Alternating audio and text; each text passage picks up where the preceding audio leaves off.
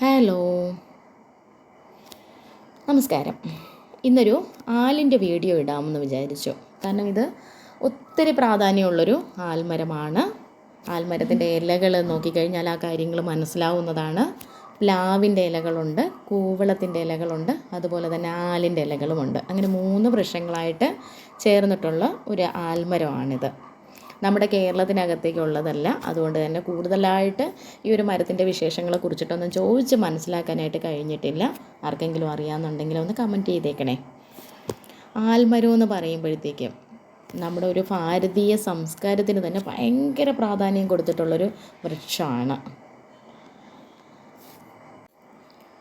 നമ്മുടെ പ്രകൃതിയിൽ തന്നെ ദൈവത്തിന് തുല്യം ആരാധിക്കുന്ന ഒരുപാട് സൃഷ്ടികൾ നമ്മുടെ ഭൂമിയിലുണ്ട്. അപ്പോൾ അതിനോടൊപ്പം നിൽക്കുന്ന ഒരു സൃഷ്ടിയാണ് ഈ ഒരു ആൽമരവും. ദൈവത്തിൻ്റെ സ്ഥാനം കൊടുത്ത് ത്രിമൂർത്തികൾ വസിക്കുന്നു എന്ന് പറയുന്ന ഒരു സ്ഥലം കൂടിയാണ് ആൽമരം എന്ന് പറയുന്നത്. അപ്പോൾ നമുക്ക് ആൽമരം എന്ന് പറയുമ്പോഴത്തേക്കും ദൈവവിശ്വാസത്തിലും ഹൈന്ദവ വിശ്വാസത്തിലും ഒക്കെ ഒത്തിരി സ്ഥാനം നിൽക്കുന്നുണ്ട് ആൽമരത്തിന്. അതുപോലെ തന്നെ നമ്മുടെ ഭൂമിയിലും ഏറ്റവും അധികം ഓക്സിജൻ നൽകുന്നുണ്ട്. ഒരു ദിവസം തന്നെ 3000 ടണ്ണോളം ഓക്സിജൻ ആൽമരം പുറന്തള്ളപ്പെടുന്നുണ്ട്. കാർബൺ ഡൈ ഓക്സൈഡ് വലിച്ചെടുത്തുകൊണ്ട് ഓക്സിജൻ പുറന്തള്ളപ്പെടുന്നുണ്ട്. അതുപോലെ ആലിൻ്റെ വേര് മുതൽ തളിരിലകൾ വരെയും ഉപയോഗപ്രദമാക്കി എടുക്കാനായിട്ട് പറ്റുന്നതാണ്. ഓരോ കാര്യങ്ങൾക്ക് വേണ്ടിയിട്ട് ഉപയോഗപ്രദമാക്കി എടുക്കാൻ പറ്റുന്നതാണ്. എങ്ങനെ നോക്കിയിരുന്നാൽ ആൽമരത്തിനെ ചുറ്റിപ്പറ്റിയിട്ട് നമുക്ക് നമ്മുടെ ശരീരത്തിനാണെങ്കിലും അന്തരീക്ഷത്തിനാണെങ്കിലും വിശ്വാസത്തിലാണെങ്കിലും ഒക്കെ ഒത്തിരി പ്രാധാന്യമുണ്ട്. അപ്പോൾ നമ്മുടെ ഇന്ത്യയുടെ ദേശീയ വൃക്ഷമായിട്ട് ആൽമരത്തിനെ അംഗീകരിച്ചതിൽ എന്തെങ്കിലും തെറ്റുണ്ടോ? സംസ്കാരത്തിൻ്റെയും വിശ്വാസത്തിൻ്റെയും പുരാണത്തിൻ്റെയും ഒക്കെ പിൻബലം നമ്മുടെ ആൽമരത്തിനുണ്ട്. ആൽവൃക്ഷങ്ങളിൽ ഒരു 4-5 ടൈപ്പ് ആൽവൃക്ഷങ്ങളുണ്ട് അവരുടെ ആ ഒരു ഗണത്തിൽ. പക്ഷേ അരയാലിനാണ് ഏറ്റവും അധികം പ്രാധാന്യം പറയുന്നത്.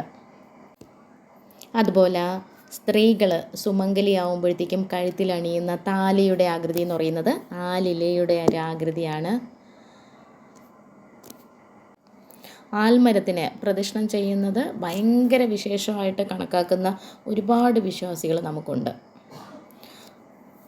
അതുപോലെ നമ്മുടെ മനസ്സിന് കുളിർമയും ശരീരത്തിന് ഉന്മേഷവും ഒക്കെ ആൽമരത്തിന് പ്രദക്ഷിണം ചെയ്യുന്നതിലൂടെ നമുക്ക് കിട്ടുന്നതാണ്. എങ്ങനെ നോക്കിയിരുന്നാലും ആൽമരത്തിനെ കുറിച്ചിട്ട് വാതോരാത വിശ്വാസത്തിൻ്റെ മുകളിലാണെങ്കിലും ആരോഗ്യപ്രദമായിട്ടുള്ള കാര്യമാണെങ്കിലും ഒക്കെ ഒരുപാട് പറഞ്ഞു നിൽക്കാനായിട്ടുണ്ട്. മിക്ക അമ്പലങ്ങളിലും പ്രൗഢിയുടെ അടയാളമായിട്ട് തന്നെ പടുകൂറ്റം ആൽമരങ്ങളുണ്ടാവും. ആൽമരത്തിൻ്റെ ആയുർദൈർഘ്യം എന്ന് പറയുന്നത് 2000 വർഷമാണ്. നമ്മുടെ ഈ ചരിത്രത്തിൽ കാണുന്ന സംഭവങ്ങളെല്ലാം നേരിട്ട് കണ്ടറിഞ്ഞിട്ടുള്ളൊരു വൃക്ഷമാണ് ആൽമരം എന്ന് പറയുന്നത്. നമ്മളോട് തിരിച്ച് സംസാരിക്കാനായിട്ട് നാവുകളുണ്ടായിരുന്നെങ്കിൽ ആൽമരത്തിന് പറയാനായിട്ട് ഒരുപാട് കഥകളും ഉണ്ടായിരുന്നേനെ.